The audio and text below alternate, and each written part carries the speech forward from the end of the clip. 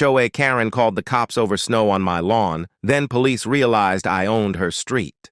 The snow had been falling non-stop for 2 days straight. Heavy, silent, relentless. I stood by my window, coffee in hand, watching the white blanket cover everything I'd worked so hard for. My house, my land, my peace. I'd already cleared my driveway twice that morning. My snowblower sat idle, steam still rising from the engine. That's when I saw her, Karen, marching across the street in knee-high boots, phone pressed to her ear, pointing dramatically at my lawn like it had personally offended her. I sighed.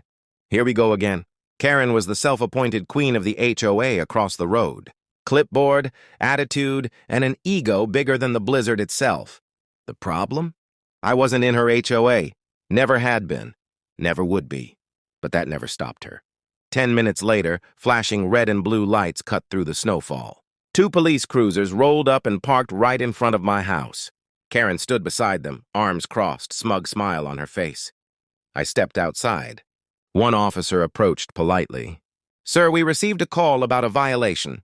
Snow accumulation on your lawn creating a hazard." Karen jumped in immediately.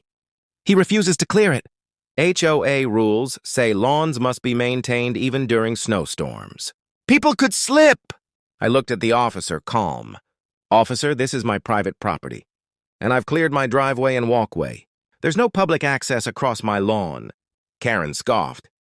"Don't play dumb. That street is HOA property. You're required to comply." The officer paused.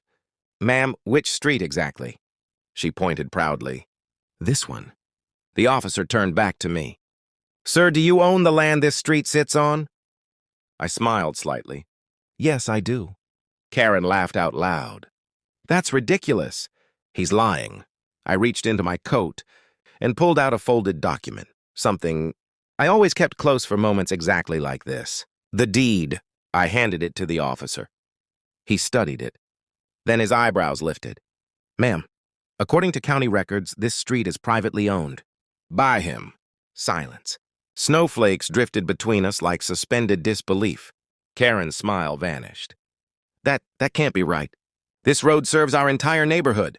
"Yes," I said calmly. "And I granted the HOA an easement, which can be revoked." The second officer stepped forward. "So to clarify, you called us to report snow on his lawn. On his street?" Karen's face turned red.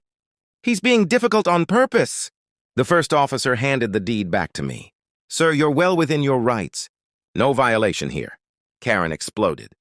"So you're just going to let him endanger people?" I took a slow breath. "You mean the people who fined me last winter for unauthorized snow removal?